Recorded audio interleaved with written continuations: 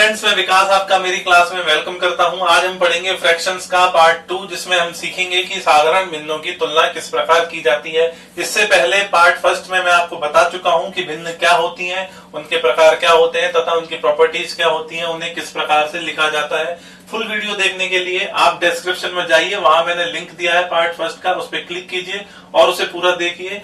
और मैं आपको इसका एक ओवरव्यू और दे देता हूं 2 मिनट के अंदर, फिर हम पार्ट 2 स्टार्ट करेंगे। आप देखिए कि x बटे वाई यदि कोई भिन्न है जहां x आपका अंश है तथा y आपका हर है, इसका मान यदि 1 से छोटा है तो यह आपकी उचित भिन्न कहलाती है, प्रॉपर फ्रैक्शन। यदि इसका मान आपका 1 से बड़ा है या 1 से बराबर है तो यह आपकी अनुचित भिन्न कहलाती है। यदि किसी अनुचित भिन्न x बटे वाई का मान 1 से बड़ा है और हम उसे इस प्रकार लिख पाते हैं कि a सही b बाई c, तो यह आपकी मिश्रित भिन्न कहलाती है, जहां a आपकी कोई प्राकृतिक संख्या है तथा b बाई c आपकी कोई उचित भिन्न है। आपको भिन्नों के तीनों प्रकार मैंने पिछले वीडियो में ढंग से समझा दिए हैं। आगे भिन्न को किस प्रकार पढ़ा जाता है वो आप समझने की कोशिश कीजिए। जैसे 3/7 है और 11/4 है, तो आप समझिए क्या मतलब होता है इनका। यहाँ हम देख रहे हैं कि 7 के सापेक्ष 3 क्या है। 7 के सापेक्ष 3 का मतलब यह है कि अगर आपके पास 7 कुर्सियां हैं तो उनमें से 3 आपकी भरी हुई हैं, बाकी 4 आपकी खाली हैं। यहाँ इसका मतलब यह है कि आपके पास 4-4 का बंडल है। आप उस 4-4 के बंडल को इस प्रकार देख रहे हैं। यदि आप इसमें भाग लगाएं तो 4 दूनी 8, 2 सही 3/4। आप समझना कि 2 बंडल तो आपके पास पूरे होंगे और एक बंडल जिसमें कि आपके पास 4 कुर्सी है, उस 4 कुर्सियों में से केवल आपकी 3 कुर्सी ही भरी होंगी, बाकी 2 बंडल आपके पूरे ऑक्यूपाइड होंगे। यहाँ केवल 3 कुर्सी ही भरी होंगी। जो तीसरा बंडल हमारा होगा उसमें केवल 3 कुर्सियां ही भरी हुई होंगी। तो आपको समझ में आया होगा कि भिन्नों को किस प्रकार पढ़ा जाता है। आगे आप देखिए कि भिन्नों की प्रॉपर्टी क्या होती है। हम भिन्नों को हमारी आवश्यकता के अनुसार तोड़ भी सकते हैं। जैसे अगर मैं बात करूं 3/8, तो मैं इसको लिख सकता हूं 11 + 4, 11 और 4 15 माइनस, अगर मैं 12 करूं तो मेरे को 3 मिल जाता है बटे 8। आप देखिए मैंने 3 को इस प्रकार तोड़ दिया, 11 + 4 - 12 मैं तोड़ सकता हूं। आप समझना कि आप कर क्या रहे हो, 11/8 + 4/8 - 12/8। वहां पिछली वीडियो में मैंने आपको बताया था कि आप किसी भिन्न को आवश्यकता अनुसार टुकड़े कर सकते हैं और टुकड़ों को आवश्यकता अनुसार एक भी कर सकते हैं। यहाँ सभी में हर समान है, तो केवल हमें अंश का जोड़ बाकी देखना होता है। मैं उम्मीद करता हूँ आपको समझ में आया होगा। पार्ट फर्स्ट में जो मैंने पढ़ाया था उसका क्विक ओवरव्यू मैंने अभी आपको दिया है। आगे बढ़ते हैं और पार्ट 2 समझते हैं कि भिन्नों की तुलना किस प्रकार की जाती है। आगे देखते हैं। तो बच्चों, पार्ट 2 में हम जानेंगे कि 2 उचित भिन्नों की या अनुचित भिन्नों की तुलना करने के लिए क्या तरीका होता है, वो हम यूज करेंगे। Cross multiplication method. ये अगर कोई उचित भिन्न है या अनुचित भिन्न है तो उनके लिए कॉमन मेथड भी है कि दोनों में ही वो अप्लाई हो जाएगा, उसको भी हम सीखेंगे। उसके बाद हम देखेंगे कि यदि हमारे पास भिन्न 2 से अधिक है, यानी 3 या 4 या कितनी भी भिन्न है, तो उनकी तुलना किस प्रकार की जाएगी। तो आपके पास उसमें कई केस पॉसिबल होते हैं। अंश समान हो सकते हैं, हर समान हो सकता है। आप एलसीएम मेथड से भी उन भिन्नों को हल कर सकते हैं जहाँ पे अंश और हर असमान हो। फिर आगे उसमें हमको देखना होता है कि कहीं गैप तो समान नहीं है भिन्नों में, और गैप समान नहीं है तो गैप समान बनाकर हल किया जा सकता है क्या, कुछ नहीं तो फिर हम अप्रोक्सीमेशन यूज करेंगे। और अप्रोक्सीमेशन भी कुछ काम नहीं आता तो लास्ट जो मेथड है वो है आपको भाग लगाना आना चाहिए। वो यूनिवर्सल मेथड है, उससे आप भिन्नों की तुलना कर सकते हैं। तो एक एक करके हम इन सभी पे एग्जांपल्स लेते हैं, आप समझने की कोशिश कीजिएगा। आगे बढ़ते हैं। तो बच्चों, बोर्ड पर आप देखिए मैंने 2 एग्जांपल लिए हैं जिसे हम क्रॉस मल्टीप्लीकेशन मेथड वज्रगुणन विधि से हल करने का प्रयास करेंगे। आप गौर से समझिए दोनों को। ये दोनों आपकी भिन्न जो है आपकी अनुचित भिन्न है तथा ये दोनों भिन्न आपकी उचित भिन्न है। आप ध्यान दीजिएगा, ये दोनों अनुचित भिन्न ली गई है तथा ये दोनों उचित भिन्न ली गई है। मैं आपको बता दूं कि आप जब कंपैरिजन करते हैं 2 भिन्नों में तो आपका कंपैरिजन करने का सेंस जब ही है जब आप दोनों उचित भिन्न लें या दोनों अनुचित भिन्न लें। क्योंकि अगर आप एक उचित लेंगे और एक अनुचित लेंगे तो आप जानते हैं उचित भिन्न हमेशा ही आपकी अनुचित भिन्न से छोटी होती है। इसका रीजन है अनुचित भिन्न का मान हमेशा 1 से बड़ा होता है, जबकि उचित भिन्न का मान हमेशा 1 से छोटा होता है। आप एग्जाम्पल ले लीजिए 1/2 और आप लिखेंगे 5/2, तो आप जानते हैं यह अनुचित भिन्न है और यह उचित भिन्न है, तो यह हमेशा छोटी होगी तथा यह अनुचित भिन्न आपकी हमेशा बड़ी होगी। इसलिए जब भी आप 2 भिन्नों में तुलना करते हैं तो आप या तो दोनों उचित भिन्न लेंगे या फिर दोनों अनुचित भिन्न लेंगे। एक चीज और देख लीजिए कि जैसे मैं आपसे कहता हूं कि 2 5 से छोटा है, लेकिन जब हम इसका व्युत्क्रम करते हैं तो ये 1/2 और 1/5 हो जाएगा। आप देखेंगे व्युत्क्रम करने से ये चिन्ह भी आपका परिवर्तित हो जाता है। आप समझिएगा कि जो ऑर्डर आपका उचित भिन्नों का होता है, अगर उसको व्युत्क्रम कर दिया जाए तो आपका ऑर्डर भिन्नों के छोटे बड़े होने का परिवर्तित हो जाएगा। जैसे 2 5 से छोटा है, 5 11 से छोटा है। अगर मैं आगे इसको और लिखता कि 11 का भी व्युत्क्रम देखता तो 1/11 होता। यह ऑर्डर आपका बढ़ता हुआ ऑर्डर है, लेकिन जब आप इनका व्युत्क्रम कर देते हैं तो यही ऑर्डर आपका इस प्रकार घटता हुआ हो जाएगा। आपको ये चीज समझ में आनी चाहिए कि उचित भिन्नों को और अनुचित भिन्नों को यदि व्युत्क्रम करके देखा जाता है तो आपका भिन्नों के बड़े छोटे होने का ऑर्डर परिवर्तित हो जाता है। तो आइए इसको समझते हैं कि डायरेक्ट क्रॉस मल्टीप्लीकेशन मेथड से सवाल किस प्रकार किया जाता है। तो आप देखिए, यहाँ मैंने 2 अनुचित भिन्न ली है। अगर मैं यहाँ 4 को 5 से गुणा कर दूं और 2 को 7 से गुणा कर दूं तो क्या प्राप्त होता है। आप देखिएगा, 4 को जब 5 से गुणा किया गया तो यहाँ 20 लिखेंगे और 2 को जब 7 से गुणा किया गया तो यहाँ 14 लिखेंगे। आप देख सकते हैं 20 14 से बड़ा है, अतः इसके कॉरेस्पॉन्डिंग जो भिन्न है वो आपकी भिन्न बड़ी होगी और ये भिन्न आपकी छोटी होगी। हम कह सकते हैं कि 5/2 7/4 से बड़ा होगा। एक और एग्जाम्पल है, ये दोनों आपकी उचित भिन्न है, इनको समझिएगा। जब मैं 7 को 4 से गुणा करता हूं और 9 को 2 से गुणा करता हूं तो क्या मिलता है, समझिए।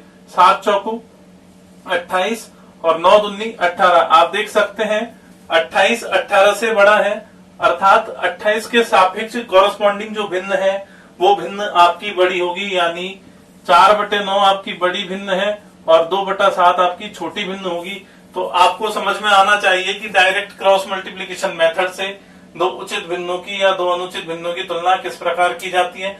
आगे बढ़ते हैं और देखते हैं कि 2 उचित भिन्नों की तुलना करने के लिए और कौन से मेथड है, उसको हम समझते हैं। बच्चों ध्यान दीजिए, बोर्ड पर मैंने 4 सवाल लिए हैं। ये दोनों अनुचित भिन्नों की तुलना के हैं तथा ये दोनों उचित भिन्नों की तुलना के हैं। यदि आप इन चारों सवालों को डायरेक्ट क्रॉस मल्टीप्लीकेशन मेथड से, जो अभी हमने सीखा था, उससे हल करेंगे तो आप देखेंगे कैलकुलेशन आपके पास थोड़ी कठिन हो जाएगी। तो उससे बचने के लिए हम यहाँ गैप से वज्र गुणन करेंगे। आप गैप का मतलब समझिए। यहाँ हम देखेंगे कि प्रत्येक भिन्न में अंश व हर में गैप कितना है। आप ध्यान दीजिए, एक पहला सवाल लेते हैं कि 2 अनुचित भिन्नों की तुलना कैसे की जाती है। आप समझिएगा, 11 में और 7 में यहाँ 4 का गैप है तथा 26 में और 17 में यहाँ 9 का गैप है। अब आप ध्यान दीजिएगा कि यदि मैं इस 9 को इस 11 से यानी इस अंश से गुणा करूं और इस 4 को इस 26 से यानी इस वाले अंश से गुणा करूं तो मुझे क्या प्राप्त होगा।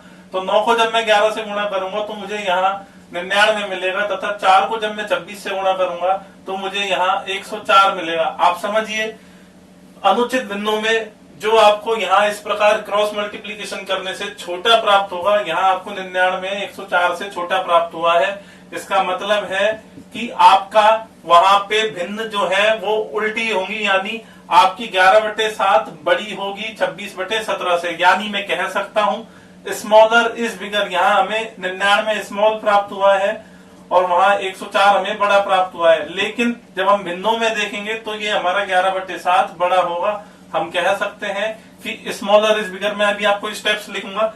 उस क्वेश्चन को भी देखिए कि 109/103 59/57। यहाँ आप देख सकते हैं, यहाँ पर आपके पास 6 का गैप है और यहाँ आपके पास 2 का गैप है। अगर आप चाहें तो काट भी सकते हैं इसको, 1 2 से 3 बार काट सकते हैं।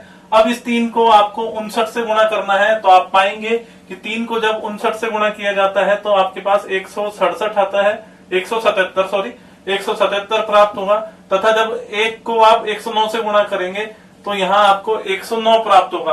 आप देखिए 109 छोटा है 177 से, तो मैं कह सकता हूं कि आपकी ये भिन्न बड़ी होगी, क्योंकि यहाँ पे अनुचित भिन्नों में स्मॉलर इज बिगर। तो आप स्टेप्स को समझिए कि हो क्या रहा है। आपको मैं बताऊं, सबसे पहले हम देखते हैं अंश व हर का गैप। गैप से हम करते हैं क्रॉस मल्टीप्लीकेशन, गैप से वज्र गुणन करते हैं। उसके बाद जो भी आपको वज्र गुणन पे प्राप्त होगा वो प्राप्त राशि में स्मॉलर इज बिगर, यानी जो छोटा है वही आपका बड़ा भिन्न देगी। आप इस चीज को समझिए। यहाँ 109 177 से छोटा था तो हमारी वो वाली भिन्न बड़ी होगी। यहाँ हमारा 99 104 से छोटा था तो हमारी ये वाली भिन्न बड़ी होगी। आप समझिए अनुचित भिन्नों की तुलना में जब आप गैप से क्रॉस मल्टीप्लीकेशन करेंगे तो स्मॉलर इज बिगर ये आपको प्राप्त होगा। आपको समझ में आया होगा, मैं उम्मीद करता हूं। आगे देखते हैं कि उचित भिन्नों की तुलना इस मेथड से कैसे की जाएगी। तो देखिए 2 एग्जाम्पल मैंने यहाँ लिए हैं। यहाँ आप जब गैप देखेंगे तो यहाँ 3 का गैप है तथा यहाँ 2 का गैप है। जब आप इस 2 को इस 17 से गुणा करेंगे तो 34 मिलेगा और जब इस 3 को 21 से गुणा करेंगे तो 63 मिलेगा। आप देखिए कि यहाँ 34 63 से छोटा है। हम कह सकते हैं कि यहाँ पे बिगर इज बिगर, जो बड़ा है वही बड़ा रहेगा। उचित भिन्नों में आप इस चीज का ध्यान रखिएगा। मैं कह सकता हूँ कि 17/20 21/23 से छोटी भिन्न होगी। आपको ये समझ में आया होगा। स्टेप्स में अभी आपको लिख के बताऊंगा।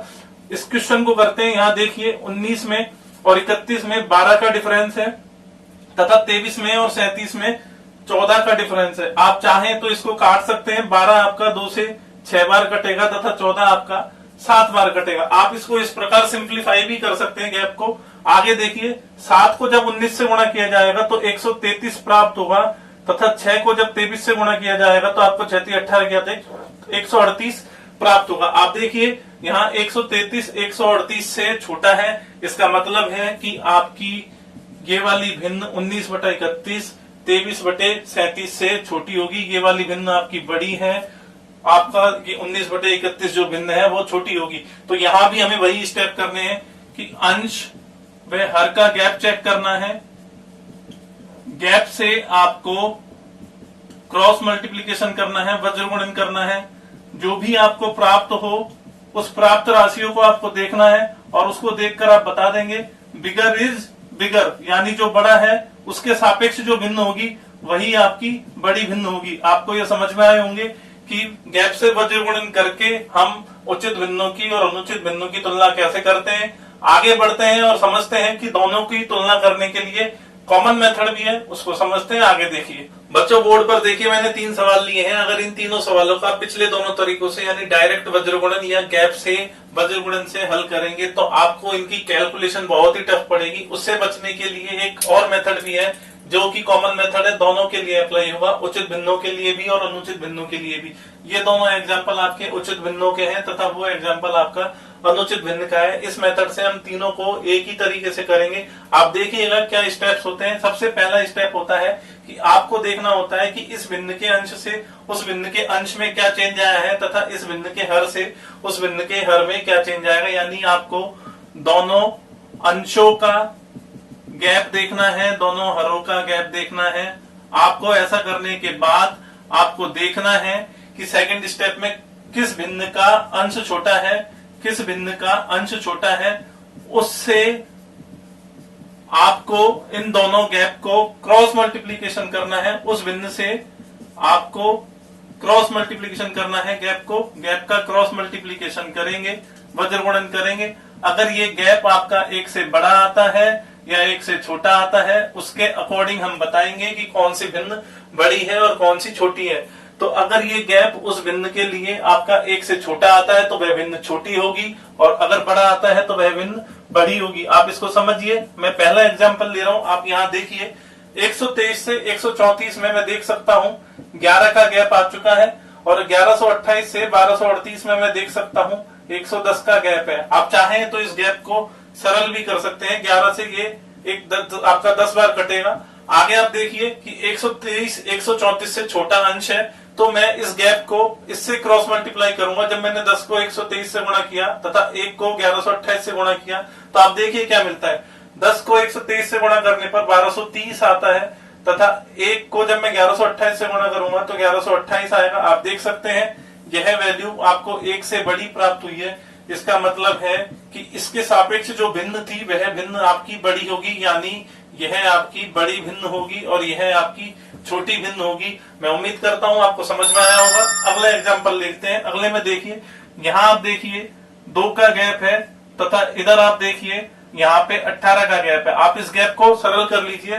2 से ये 9 बार कटेगा। आगे देखिए कि 1236 1238 से छोटा है तो मैं इस गैप को इस वाली भिन्न से क्रॉस मल्टीप्लाई करूंगा। आप समझिए 9 को जब 1236 से गुणा करेंगे तो क्या प्राप्त होता है, समझिए। 9 की 54 की 4 5, 9 3 27 5 2 3 9 2 18 3 21 की 1 2 9 एकम 9 और 2 11 11,124 बटे 1 को 11,467 से गुणा किया तो ये प्राप्त होगा। आप देखिए यहाँ अंश हर से छोटा है, यानी इसका मान आपको 1 से छोटा प्राप्त होगा। मैं कह सकता हूं इसके सापेक्ष जो भिन्न है वो भिन्न आपकी छोटी होगी, यानी आपकी ये वाली भिन्न इस भिन्न से छोटी होगी तथा वो वाली भिन्न आपकी बड़ी होगी। एक एग्जाम्पल आपका अनुचित भिन्न का भी है, उसको भी समझिए। उसमें भी ये मेथड इसी तरीके से अप्लाई होगा। आप देखिए यहाँ पे आपका 2 का गैप है तथा यहाँ पे आपका 1 का गैप है। आप ध्यान दीजिएगा 200 से छोटा है तो हम इस गैप को इस वाली भिन्न से क्रॉस मल्टीप्लाई करेंगे। ध्यान दीजिए 1 को 200 से गुणा किया गया तथा 2 को 113 से गुणा किया गया तो क्या प्राप्त होता है? 1 को 200 से गुणा करने पर 200 आता है, वह 2 को 113 से गुणा करने पर 226 आता है। आप देख सकते हैं कि यहाँ हमें इसका मान 1 से छोटा प्राप्त होगा, यानी इसके सापेक्ष जो भिन्न थी वह आपकी छोटी होगी। आप समझिए कि यह भिन्न आपकी छोटी होगी, यानी ये वाली भिन्न आपकी बड़ी होगी। तो मैं उम्मीद करता हूं आपको समझ में आया होगा। सबसे पहले हमें देखना होता है अंश से अंश में, हर से हर में क्या गैप होता है। उसके बाद उस गैप को हम क्रॉस मल्टीप्लाई करेंगे उस वाली भिन्न से जिसका अंश छोटा है। वैसा करने के बाद हम देखेंगे कि आपकी भिन्न जो प्राप्त हुई है वो 1 से छोटी है या 1 से बड़ी है। अगर 1 से बड़ी होती है तो आपको वहां पे वो भिन्न बड़ी प्राप्त होगी, और अगर 1 से छोटी होती है तो भिन्न आपको छोटी प्राप्त होगी। तो आगे बढ़ते हैं और समझते हैं कि जब भिन्न हमारे पास 2 से अधिक हो तो उनकी तुलना किस प्रकार की जाती है। तो बच्चों, जब हमारे पास 2 भिन्न होती हैं तो उनकी तुलना करने के लिए जो लास्ट मेथड मैंने आपको बताया था वो सबसे बेस्ट है। लेकिन यदि हमारे पास 2 से अधिक भिन्न है तो उनकी तुलना किस प्रकार की जाएगी, उसमें हमारे पास कई सारे केस होते हैं। पहला केस जैसे मैंने यहाँ लिया है, यदि आपके अंश समान हो तो इसके 2 एग्जाम्पल लिए, समझते हैं इन्हें। आप देखिए यहाँ सभी में अंश 31 है तथा हर अलग अलग है। तो अगर आपके पास अंश समान है तो आपकी जिस भिन्न का हर सबसे छोटा है वह भिन्न आपकी सबसे बड़ी भिन्न होगी। आप ध्यान दीजिएगा यहाँ पे आपका 31/7 में 7 सबसे छोटा अंश है, उसके बाद आपका 13 है, फिर आपका 19 है, फिर आपका 21 है। तो मैं कह सकता हूँ यह सबसे छोटा अंश है 7, फिर 21 है, 13 है मेरा, फिर 19 है और फिर 21 है। तो इनके कॉरेस्पॉन्डिंग जो भिन्न आ रही है वो सबसे बड़ी भिन्न होगी। जैसे 31/7 मेरी सबसे बड़ी भिन्न होगी, उसके बाद मेरी जो भिन्न आएगी वो होगी 31/13, फिर आएगी 31/19 और फिर आएगी लास्ट में 31/21। यानी ये वाली भिन्न मेरी सबसे छोटी भिन्न होगी। ये मैंने इनका अवरोही क्रम लिखा है, घटता हुआ ऑर्डर लिखा है, इसे हम इंग्लिश में डिसेंडिंग ऑर्डर कहते हैं। आप देखिएगा 7 सबसे छोटा हर था तो उसके कॉरेस्पॉन्डिंग जो भिन्न आई वो सबसे बड़ी भिन्न है, और जो मेरा सबसे बड़ा हर था उसकी कॉरेस्पॉन्डिंग जो भिन्न आई वो सबसे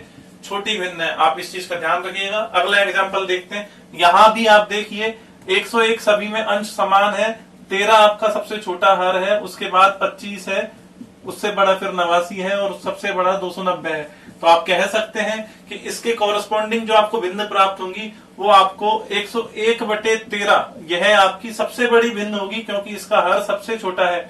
आगे आप देखेंगे 101/25 इससे छोटी होगी, फिर 101/89 इससे छोटी होगी और 101/290 सबसे छोटी भिन्न होगी। आप देखिए ये इनका डिसेंडिंग ऑर्डर है, अवरोही क्रम है, यानी सबसे बड़ी भिन्न ये है और सबसे छोटी भिन्न आपकी ये होगी। कारण है क्योंकि आपका यहाँ देखिए कि 13 सबसे छोटा हर है आपका और यहाँ 290 सबसे बड़ा हर है, तो सबसे छोटी भिन्न ये नहीं, ये होगी आपकी।